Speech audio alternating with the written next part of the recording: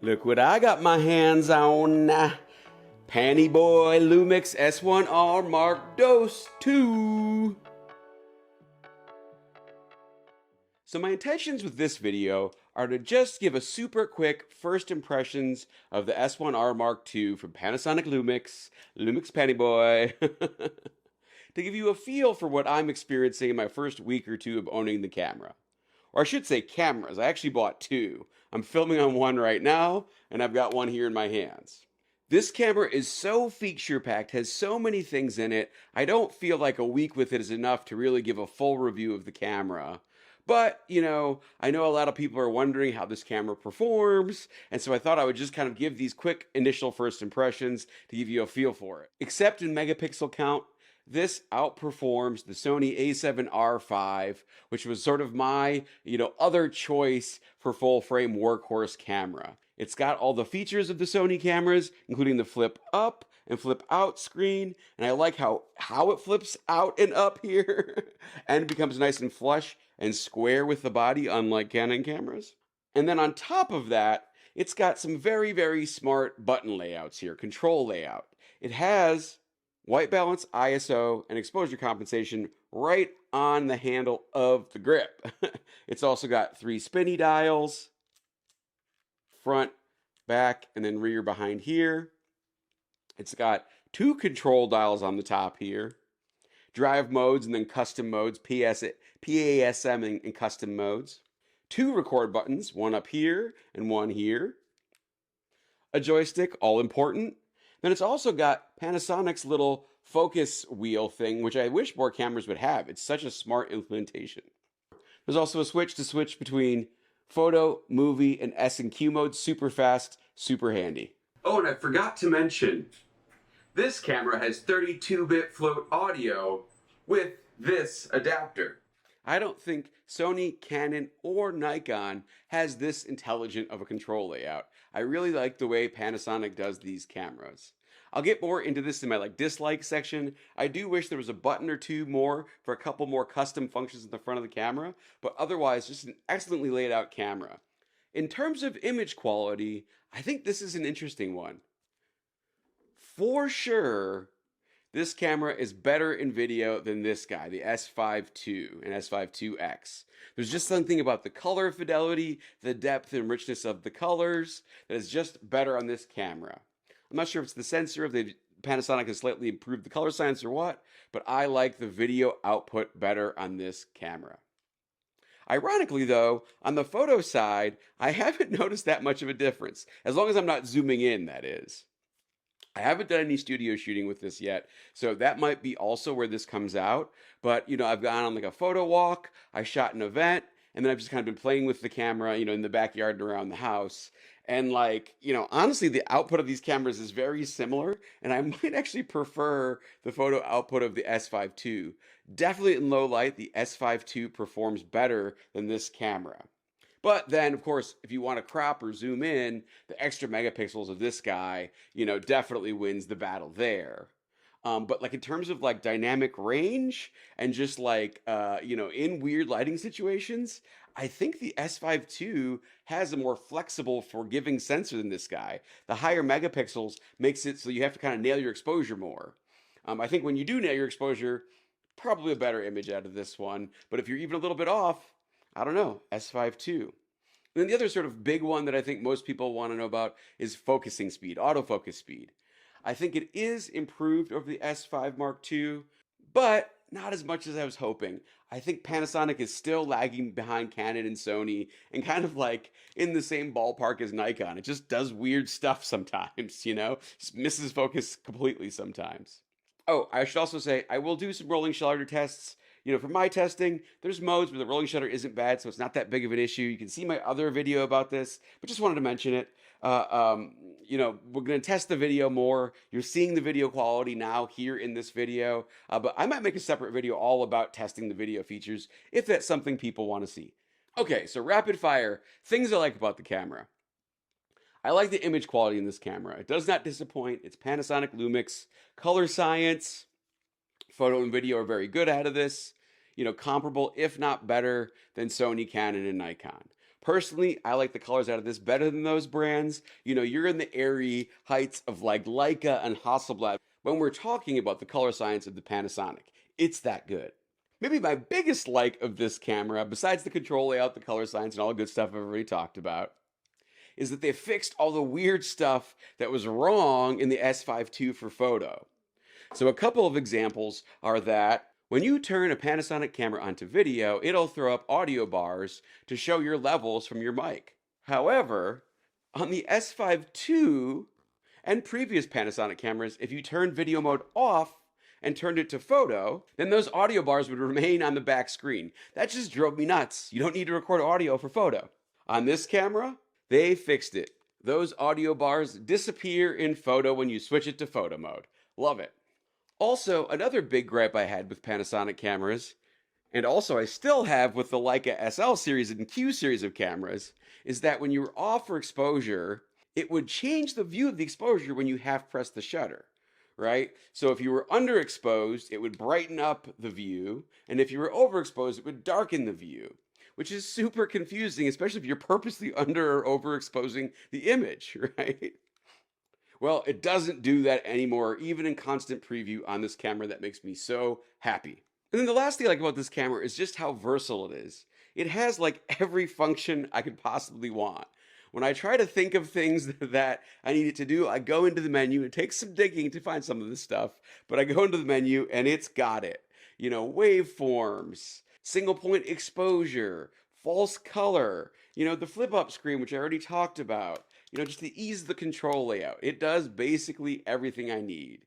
The only thing I really would say that's missing is highlight blinkies in live view and photo, but otherwise, you can do everything with this camera. You just have to learn how to set it up. That's what's keeping me with this over Canon, Nikon, and Sony at this point, is just this great functionality and great form factor and very thoughtful layout, on top of the great color science and video features. Oh, of course, they also put a sensor protector in the camera, so now when you shut off the camera, you hear a clunk because the sensor protector is going down. Okay, so rapid fire, things I don't like about the camera. First, and probably the biggest gripe, is build quality. This camera is very plasticky. It does not feel that premium. If you ever played with the original S1R, that thing was built like a tank. Super professional quality. You know, the buttons in the back lit up. These buttons don't light up for dark situations. And it just felt like it was built out of metal. This guy feels way more like it's built out of plastic. On top of that, like the shutter button is very plasticky and wonky, which is sort of ironic because then the record buttons are kind of nice, which maybe shows Panasonic is still more focused on video. But, you know, a nicer feeling like Fuji-esque or Leica-esque shutter button would have been really appreciated here. Also, the dials feel cheap and plasticky, but they're all there where you need them. And so far, the camera's working fine, so I'll live with it. The doors here are very like kind of flimsy feeling rubber. And then like the battery door is like this super cheap plastic, just like the S5 II. They put a little button on it to secure it better, but I don't know, it just makes me wonder how weather sealed this camera really is. A small diggle is they've also cheaped out on the hot shoe protectors. They used to have a nice little button and a metal thing on them. Now it's just a cheap piece of plastic. As I said before, I also wish there were a couple more function buttons on here on the front, but again, I'll live with it. I'll figure it out. I might turn this top record button into a function button as well, because you've got the front one, and then you can start recording with the shutter too. So, you know, we'll see. But as it is, I've got this one single function button set up for false color, in case you were wondering. Another weird thing I've noticed is that depending on the lens you put on the camera, this back screen will get darker or lighter. So when you have M mount lenses with the Leica adapter put on, the screen gets better and brighter and crisper for some reason. But then if you put on like Sigma or Panasonic lenses, the screen is actually darker and less crisp. I have no idea why it does this. I wish they would just have a way to either tune it so it was like it was with the M lenses on it all the time, or they would just make it so the screen is always that bright and crisp. Such a weird little thing. It's got to be kind of an early firmware bug. So Panasonic, please fix this. I've talked about this in other videos about the S9, but the focus point is really easy to move with the joystick. So if you bump it, this is just like always in the corner of the screen, and then while it's open like this, you might change the size of the focus point by accident.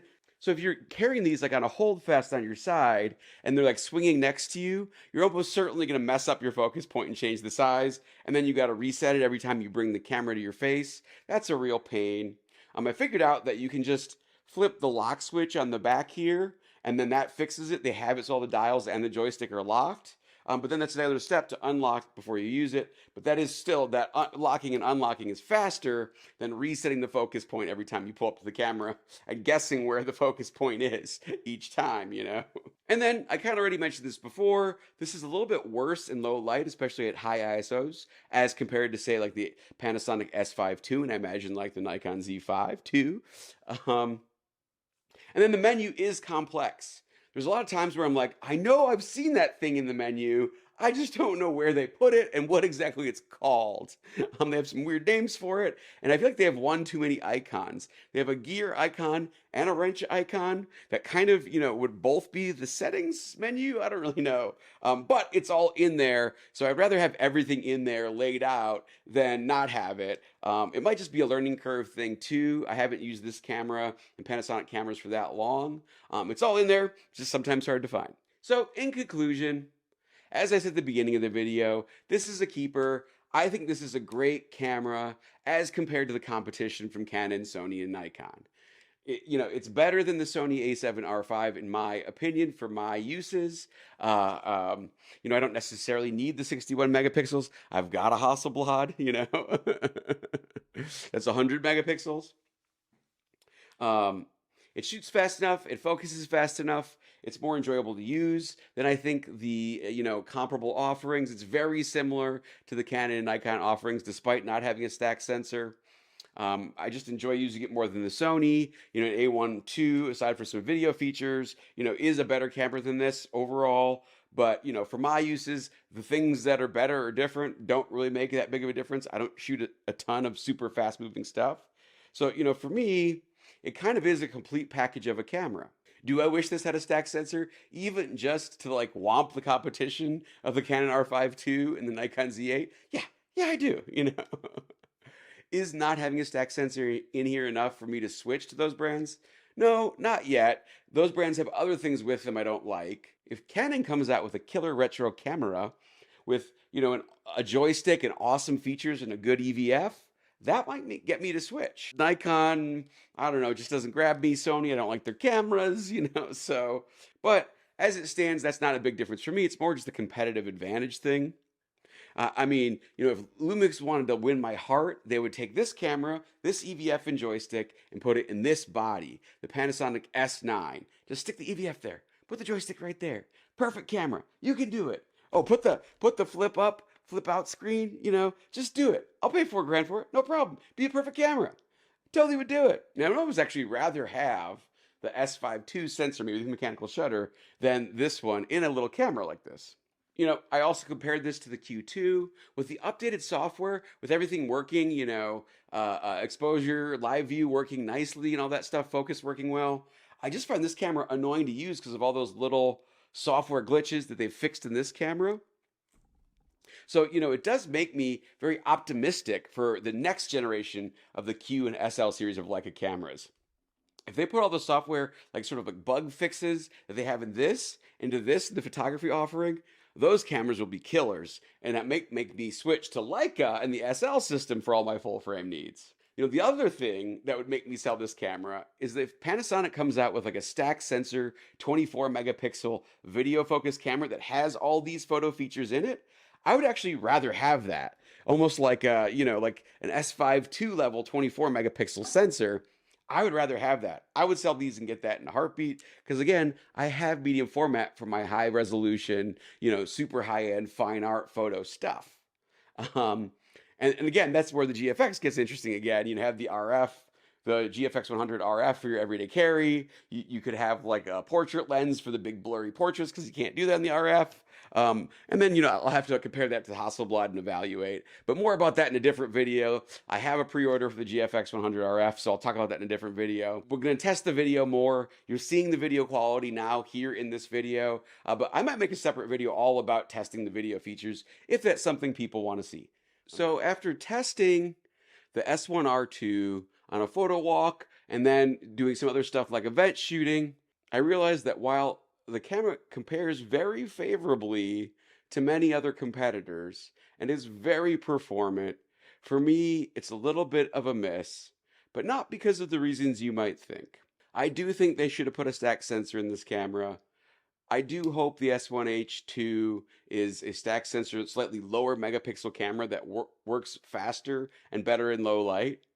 But that's not the reason I probably won't be keeping these cameras and staying in the L mount for much longer. The reality is, I've just been spoiled by bigger, better cameras with better viewfinders and a slightly more fun user experience that have kind of the same performance autofocus as the S1R II. You know, for like a photo walk, it's slow moving stuff, and for video, it's generally fine. But for kind of a fast paced event or a wedding, I would say it's still behind Canon and Sony by a good measure.